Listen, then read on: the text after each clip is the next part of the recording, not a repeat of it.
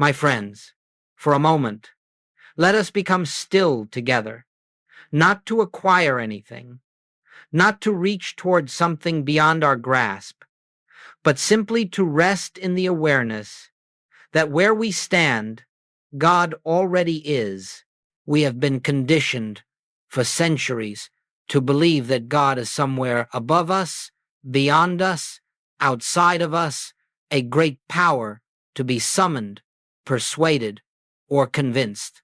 And so, in our moments of need, when fear shadows our hearts or confusion clouds our vision, we fall into the habit of pleading with a God we imagine to be far off, listening from a distance, withholding his answer until we have prayed long enough or fervently enough. But I would like you to consider with me a truth that has been hidden by our very sincerity. Your prayers are not unanswered, they are misunderstood. For every time you have reached outward, heaven was already within you. Every cry you believed ascended toward God was already enveloped in his presence before the words were spoken. There is nothing out there to reach, nothing above to climb toward, nothing beyond to convince. The spiritual life is never a journey toward God. It is the recognition of God as the very life of your own being. This is the great mistake of human seeking, the belief in a God who must be found, a God who must be approached, a God who must be moved. And so long as you pray from that sense of separation, you bind yourself to the very distance you fear. But in truth, there is no such distance. There is no separation between you and the one who is your life, your breath, your awareness, your capacity to feel, to know, to be. When we turn to God as though he were apart from us, we deny the very truth we seek to experience. And the moment we deny it, the moment we place God elsewhere, we feel abandoned, lost, unheard. Today, let us begin by admitting something simple. God has never failed to answer you. He could not fail, for his presence is the answer. It is we who have failed to recognize the way in which God makes himself known, not through the granting of things, not through the rearranging of circumstances, but through the revelation of himself as the only life, the only mind, the only source. So I invite you not to strain and reach for God, but to relax into the quiet recognition that the fullness of God is already where you are. The purpose of this hour is not to teach you how to make God respond. The purpose is to awaken in you the realization that God has been responding from the beginning, because God has never been absent from your own being. In this awareness, we set the foundation for all that follows. We are not here to summon God. We are here to recognize him. And now, having laid aside the old habit of reaching outward for God, let us look more deeply into what we mean when we speak of the presence. For unless you understand the nature of God, you cannot understand the nature of prayer. And unless you understand the nature of prayer, you cannot understand why your seeking has left you weary, why your petitions have left you barren, why your cries have so often seemed to echo into silence. God is not a being somewhere waiting to be addressed. God is not a distant intelligence orchestrating events from a heavenly throne. God is not a power that comes and goes according to our moral standing or emotional fervor. No, God is the infinite invisible, the living presence that is the very essence of your own consciousness. God is the life by which you are alive, the awareness by which you are aware, the intelligence by which you think, the love by which you love. If God were not where you are, this instant, you could not draw a breath, you could not think a thought, you could not perceive a single sound. Therefore, when we speak of the presence, We are not speaking of something to be brought into your experience. We are speaking of that which is already the substance and reality of your being. The presence is not to be found. It is to be recognized. And this recognition occurs not through effort, not through repetition, but through the simple surrender of the belief that God is elsewhere. Consider the light in a room. The moment the shade is lifted, the moment the obstruction is removed, the room is filled. The light has not traveled. The light has not increased. The light has not responded to a request. It has merely revealed itself where the barrier no longer stands. So it is with God. God does not come to you. God does not answer by movement or by distance. God is the ever-present reality awaiting the lifting of your inner shade, the relinquishing of the belief that you stand apart or reflect on the wave of the sea. The wave does not plead with the ocean to move. It does not ask the ocean for energy, for direction, for motion. It is the ocean in expression, and so are you. You are not separate from the source of your being. You are not a creature standing before its creator. You are the very expression of the one life appearing as individual consciousness, individual form, individual experience. There is no line dividing you from God except the line drawn by human belief when Jesus declared, "I and the Father are one." He was revealing the truth of your own identity. And when you recognize this truth, not intellectually, not philosophically, but inwardly, you will discover that there is nothing for God to give you, because God has already given you himself. And in that gift, all things are included. Let this realization settle gently within you. God is not absent. God is not distant. God is not waiting. God is the very presence of your own being, the light within your awareness, the life within your life. The moment you cease to search outwardly, you begin to feel the nearness of this presence, and the nearness reveals itself as the answer to every need. Now let us go deeper, for this is where many sincere seekers stumble without realizing why. You may say, if God is already present, if his fullness is already within me, then why do I not feel it? Why do I not see the answer? Why does my prayer seem to return empty? And the answer, my friends, lies not in God's silence, but in the manner of our praying. Every prayer that rises from fear, from desperation, from a sense of lack or abandonment, is a prayer that declares, I am separate, I am alone, God is far off. And in that declaration, whether spoken aloud or merely felt within, you erect the very barrier that prevents you from realizing the presence that is already here. The moment you beg, the moment you plead, the moment you attempt to persuade God, you affirm that he is not yet where you are. And if you believe he is not yet present, how can you experience the answer that depends upon his nearness? Understand this principle clearly. Prayer is not an act that draws God to you. Prayer is the state of consciousness that recognizes God where you are. When you ask God to give, you deny that God has already given. When you ask God to act, you deny that God is already active as your very being.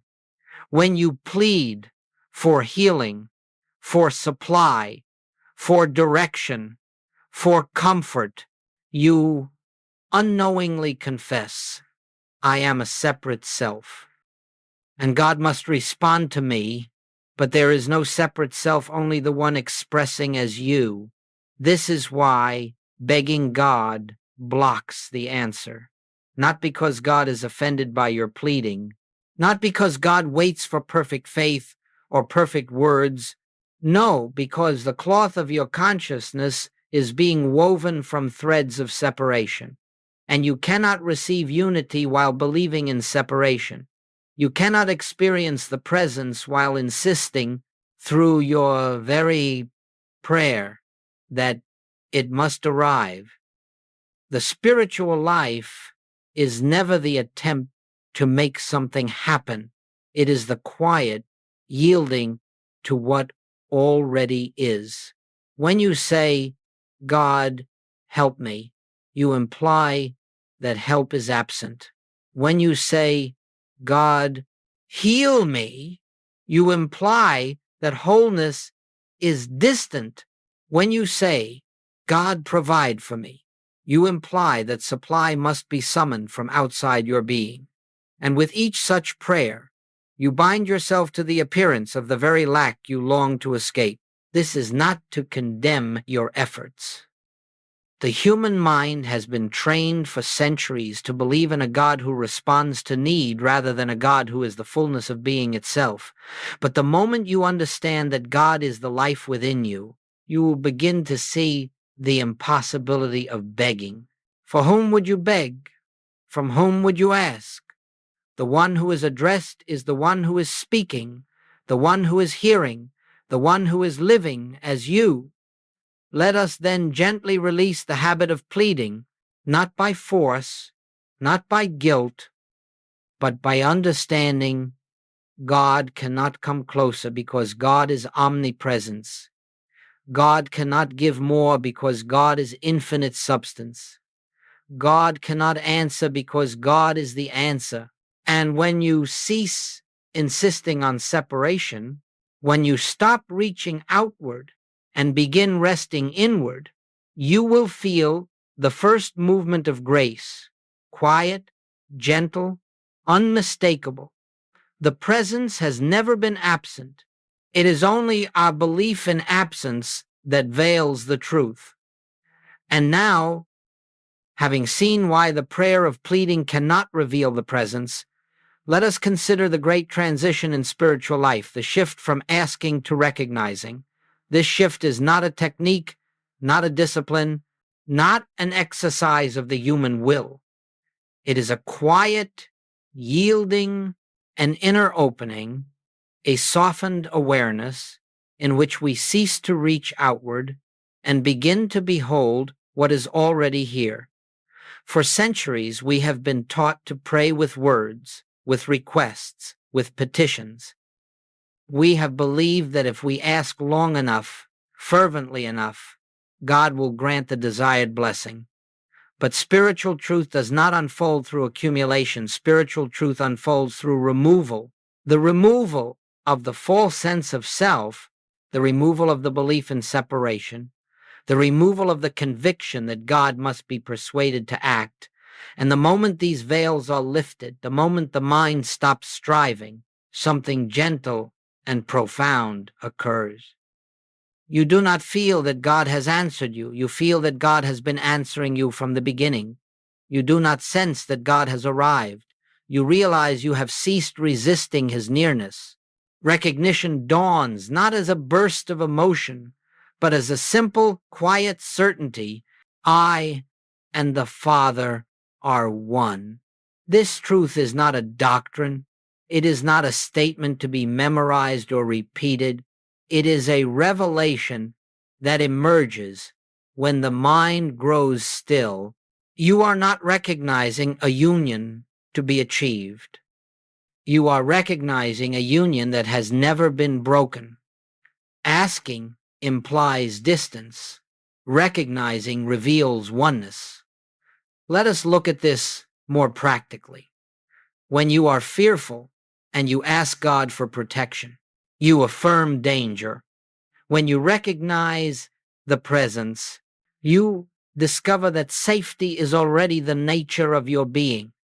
When you are ill and ask God for health, you affirm disease as a power. When you recognize the presence, you behold that the life of God is the only life you can ever express. When you are in lack and ask God for supply, you affirm absence. When you recognize the presence, you discover that the substance of God has never ceased flowing as the activity of your existence. Do you see?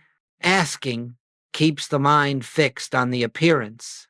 Recognizing lifts the consciousness above the appearance.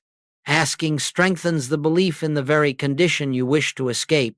Recognizing dissolves the belief and leaves only the truth. This shift is not always sudden. It may begin as a gentle turning inward, a subtle loosening of effort. You may find yourself saying less and listening more. You may discover that the words you once spoke in prayer now feel unnecessary, as though they belong to an old language you no longer need, and gradually you will notice that your prayers become moments of stillness, moments in which you rest in an inner assurance that does not depend on circumstances. You are not trying to make something happen.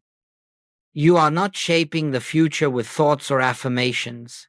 You are simply recognizing that God is the only presence, the only power, the only life, acting in, through, and as you. And in that recognition, your experience changes, not because you have changed God, but because you have changed your sense of God. This is the heart of spiritual practice. Not striving, not pleading, not directing divine activity, but recognizing the presence that has never ceased being your own true identity. Let us bring this understanding nearer so that it becomes not merely a spiritual concept but a living experience. For truth, when held only as theory, remains barren, but when allowed to touch consciousness, it becomes the very bread of life. I will offer you several quiet illustrations, not to give you formulas, for there are no formulas in the life of the Spirit, but to help you recognize the nature of recognition, how it appears, and why it transforms your experience without effort. Consider first the individual who is anxious about the future, uncertain about a decision, restless for direction. The human impulse is to say, God, show me what to do. God, guide me. God, speak to me.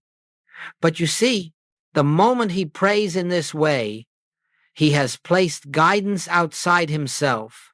He has imagined a God who must respond from elsewhere, who must impart wisdom as though it were not already present.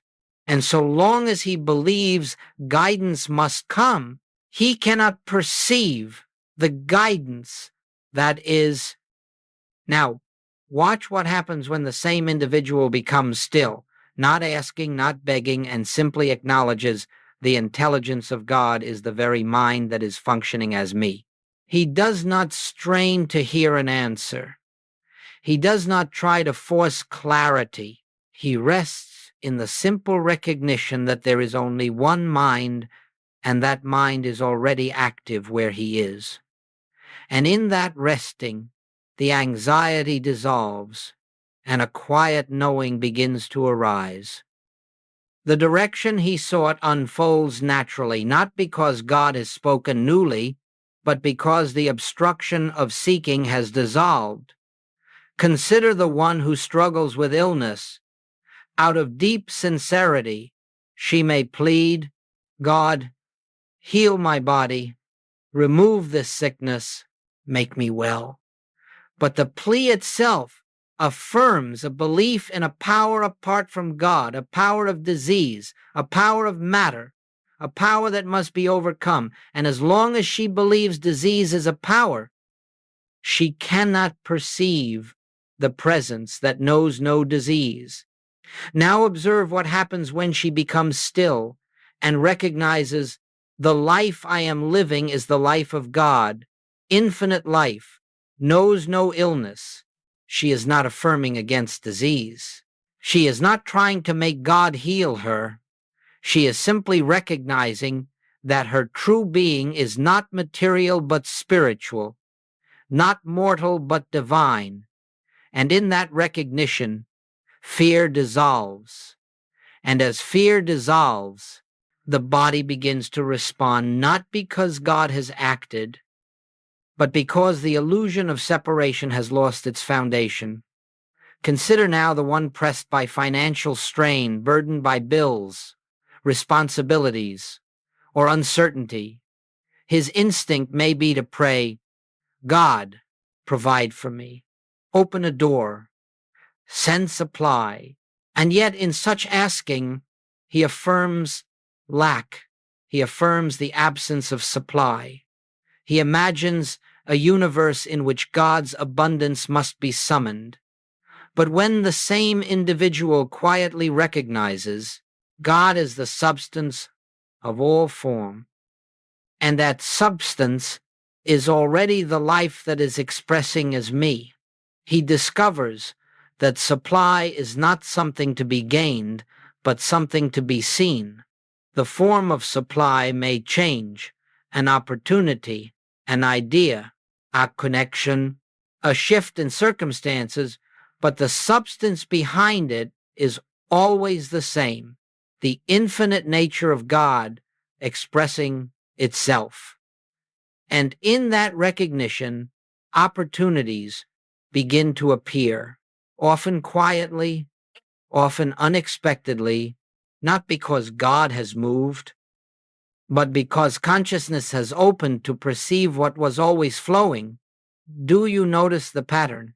In each case, guidance, health, supply, the answer does not come through striving or persuasion. It reveals itself when the individual ceases to ask and begins to recognize. When the belief in separation dissolves, the inherent harmony of the presence becomes visible. These examples are not techniques. They are simply windows through which you may glimpse the nature of spiritual living. You are never trying to get something from God. You are awakening to the truth that God is already the fullness of your being. And the moment you recognize this, even in a small degree, harmony begins to unfold without struggle. Let us now come to what may be called the heart of the spiritual life, the practice of the presence. Without this practice, truth remains theoretical. With it, truth becomes living experience. But let us be clear from the beginning. The practice of the presence is not a discipline of the mind, not a mental exercise, not a technique to master. It is the simple, gentle art of becoming aware of what already is. It is the quiet remembrance that God is closer than breath, nearer than thought, the very fabric of your own being. The human mind is restless. It seeks results. It searches for signs. It craves reassurance. And because of this restlessness, the mind fills our moments of prayer with words, affirmations, denials, requests, arguments, but the presence is not realized through many words. The presence is realized when the mind falls silent long enough for the truth to reveal itself. The infinite cannot be approached with noise. It can only be experienced in stillness. When I speak of stillness, I do not mean the absence of sound around you. I mean the softening of the inner activity that tries to make God act. The practice of the presence begins the moment you stop directing God and begin resting in God. It begins when you release the desire to shape outcomes, to control appearances, to guide the movement of spirit. It begins when you realize that the one you seek is the one who is already living your life. You may wish to sit quietly for a moment, not to think, not to concentrate, but simply to be. Let the mind slow of its own accord. Let the breath flow naturally, and allow this simple truth to rest in your awareness. Here where I am, God is. You do not repeat it to produce a feeling. You do not say it to achieve an effect. You simply acknowledge what has always been so. And as you rest in this recognition, something subtle begins to occur. Thoughts may arise, but their weight diminishes. Concerns may surface, but they lose their urgency. A quiet spaciousness begins to open, and in that spaciousness, the presence makes itself known, not as a sensation, not as a vision, but as a calm assurance that needs no proof. This is the beginning of communion. Not communion with a God up in the heavens, but communion with the Spirit that is your own life. And the more often you return to this inner stillness, whether for 30 seconds or for several minutes, the more you begin to perceive that the presence is never absent. It is always here, quietly waiting for recognition in this stillness. You do not ask for anything. You do not outline desires. You do not declare needs. For the moment you ask, you assume the presence lacks awareness. The moment you declare, you assume the presence needs instruction. Instead, you rest in the simplicity of being, without demand, without effort, and in that resting, the veil of separation thins, and the truth begins to reveal itself in ways the human mind cannot orchestrate. You must understand, the presence is not realized through strain. It is not felt through intensity. It is not achieved through spiritual ambition. It reveals itself when the mind stops struggling in quietness. The infinite becomes perceptible in silence. The truth shines through. And once you touch this inner stillness, even for a moment, you begin to understand why Jesus went apart to pray, not to persuade God, but to rest in the awareness of his oneness. This is the practice of the presence. Not doing, but surrendering. Not seeking, but recognizing. Not asking, but abiding. And as this becomes your way of living, not just an occasional exercise, but a gentle thread woven through your day, you will begin to feel a shift in your very sense of identity. You will discover that the presence is not something you enter, it is something you awaken to. And in that awakening, the entire nature of your life is transformed. As we continue to dwell in this awareness of the presence, there arises a natural question. If I no longer ask God for things, if I no longer outline blessings or plead for intervention, then how will my needs be met? How will the answers come? And the reply, my friends, is profoundly simple. The answers do not come through effort. They reveal themselves through grace. Grace is not something bestowed upon the worthy. Grace is not a reward for righteous behavior. Grace is the perpetual activity of God expressing itself where there is no resistance. Grace is the spontaneous, effortless fulfillment of divine harmony, the moment you cease blocking it with fear, with striving, with the belief in separation. You do not make grace operate. You do not direct it. You do not summon it. Grace is eternally present, eternally flowing, eternally expressing. It is only the restless human sense of self that obscures its evidence. When that restlessness quiets even slightly, the natural harmony of the presence emerges into your experience. Let us look at how this occurs. Often the first sign of grace is not a change in outer conditions, but a softening within. A burden lifts, a fear dissolves. The mind becomes clear, tranquil, unhurried. You may find that something you once felt desperate to fix now appears less threatening, less urgent, This inner peace is not the result of circumstances improving. It is the cause of circumstances improving. For when fear loosens its grip, the way becomes open for harmony to reveal itself. Then, quietly, without fanfare, answers begin to show themselves. You may awaken in the morning with an idea that did not exist the night before. You may feel an unmistakable sense of direction, a knowing that does not arise from analysis or reasoning, but from a deeper center of awareness. An opportunity may appear, a conversation, a message, an invitation, a shift you could not have planned. Something resolves itself without your effort, without your strategizing, without your insistence.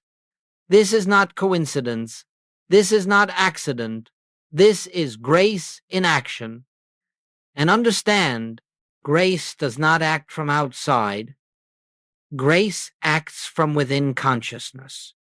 When the inner obstruction of fear, doubt, or self-will dissolves, harmony flows into form just as naturally as light fills a room once the shade is lifted. The form may appear as changed circumstances, but the substance behind that form is always the same, the presence fulfilling itself. Many people believe they have demonstrated something through prayer, but in truth, no one has ever demonstrated anything. It is not you who achieve harmony, it is harmony revealing itself when the sense of you dissolves. It is not you who bring healing, it is the life of God expressing its own perfection when the belief in a separate mortal existence is surrendered. It is not you who attract supply, it is the infinite substance of spirit manifesting in visible form. When the fear of lack is released, the Father within doeth the works. This is why spiritual answers come without strain. They come quietly, naturally, and often in ways the human mind could never have orchestrated. They come without your pushing, without your planning, without your emotional intensity. They come because divine harmony is already the true state of your being, and when the illusions are lifted, that harmony becomes visible. What must you do to bring forth this grace? Nothing except remove the sense of separation. When you rest in the awareness, I and the Father are one, grace becomes the activity of your experience. When you cease asking and begin recognizing, the answer reveals itself. When you no longer claim personal power, personal intelligence, personal responsibility for outcomes, the infinite takes over, and what appears in your life is not the product of human effort, but the unfolding of divine order. This is how answers come without effort, not through the will of man, but through the nature of God. Now, let us turn to the way this truth must be lived. For truth that is glimpsed only in moments of meditation remains incomplete until it permeates the ordinary hours of your day. It is not enough to know, in some brief interval of stillness, that God is the life of your being. The spiritual life unfolds when this awareness becomes the ground upon which you walk, the atmosphere in which you think and act, the silent rhythm that accompanies each experience. Living from oneness does not mean abandoning your responsibilities, nor withdrawing from the world. It means carrying within you an inner posture of recognition, regardless of what the day brings. You go to your work, but you go knowing the intelligence that acts through me is God. You engage in relationships, but you do so with the quiet conviction.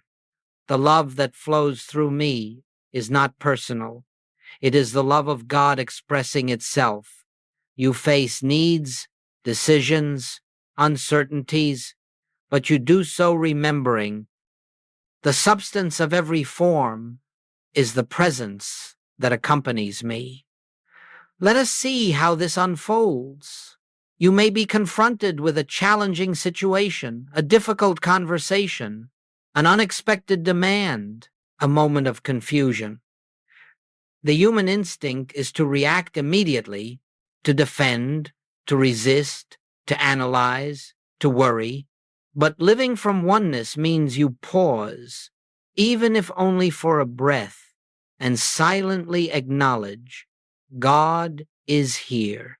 God is the only presence acting in this moment. This recognition does not change the situation, it changes you, and thus changes the way the situation is experienced. You respond not from fear or urgency, but from a deeper center of clarity, or you may find yourself anxious about finances, about the future, about circumstances that appear uncertain. Instead of rushing to mental planning, instead of projecting fears, you rest in the quiet remembrance. The infinite substance of God is the source of my life. This is not positive thinking. This is not an attempt to manipulate conditions. It is the recognition that removes the belief in lack, and as that belief dissolves, the outer forms of supply naturally take shape. Perhaps you encounter a moment of emotional pain, a misunderstanding, a disappointment, a sense of loneliness. The human self immediately seeks relief, comfort, explanation. But living from oneness means turning gently inward and realizing the presence of God is my sufficiency in this moment. In that recognition, you find that the emotional turbulence begins to settle, not because the world has changed, but because your inner ground has shifted from the personal to the spiritual. Living from oneness is not a constant state of mystical bliss. It is the steady practice of remembering the truth whenever you become aware of forgetting it. It is returning, again and again, to the quiet assurance that the life you call yours is not yours at all. It is God's life expressing itself in individual form. And because it is God's life, it carries within it all that is necessary for harmony, for peace, for fulfillment. There may be moments when you forget this truth, when fear rises, when old habits of pleading or striving return. But even this is an opportunity. For each time you notice fear, that noticing becomes a doorway back to recognition. Each time you feel separation, that feeling becomes the invitation to realize oneness. In this way, even your weaknesses become instruments of awakening. As this awareness grows, something remarkable takes place. You find that you are no longer living for outcomes. You are no longer depending on circumstances for peace. You are no longer waiting for signs that God is with you. Instead, you begin to sense the presence in the midst of every appearance, pleasant or unpleasant. You begin to walk through the day with an inner stillness, a quiet confidence, a freedom from personal burden. This, my friends, is living from the awareness of oneness. It is not dramatic. It is not accompanied by fireworks or emotional highs. It is gentle, steady, transformative. It is the unfolding of a life no longer lived as a separate self, but as the transparency through which God expresses himself. And now, as we bring this hour of contemplation to its close, let us gather the thread that has moved quietly through each moment we have shared. The answer you have sought is already within you, not as something to be attained, not as a blessing to be granted, but as the eternal presence that has never departed from your own being. You began this journey perhaps feeling that God was distant, that your prayers were unheard, that your needs required divine intervention from above. But I hope you can now perceive, even faintly, that such beliefs belong only to the old sense of self, the self that imagines itself separate, alone, striving to reach God through pleading. That sense of self has never been your true identity. It is a shadow formed by centuries of misunderstanding. The truth is far simpler, far gentler, and infinitely more profound. God has never been absent from you. God has never withheld anything from you. God has never stood apart from your longing, waiting to be persuaded. The fullness of God has been the very substance of your being from the beginning, and it awaits only your recognition. You need not strive to achieve this truth. You need not force yourself into belief. You need only rest in the quiet awareness that oneness is the reality of your existence, whether you feel it or not. For spiritual truth is not dependent upon your emotions. It is dependent upon God alone, and God, being infinite, needs no assistance from human will in order to be what he is. As you go from this place, let your life become a gentle practice of remembrance, not a constant effort, but a simple returning again and again to the awareness of the presence within. When fear arises, remember God is here. When confusion appears, remember the wisdom of God is the very mind functioning as me. When lack seems near, remember the substance of God is the only supply I have ever known. And when loneliness touches you, remember I and the Father are one. These recognitions need not be dramatic. They need not produce sudden sensations. They simply open the inner door through which grace reveals what has always been true. Let us rest for a moment in silent acknowledgement. The presence that I seek is the presence that I am. The life that I call upon is the life that lives as me. The love that I long for is the love that is expressing through me. The answer is already given, because God is already here. This is the end of our words. But it is not the end of the truth they point to. Carry this awareness with you gently. Let it unfold at its own pace. You need do nothing more than remain receptive, open, and willing to recognize what has always been so. May this recognition grow quietly within you until you know, not through argument, not through emotion, but through direct inner realization that you live in God and God lives as you. And in that knowing, your search ends and your true life begins.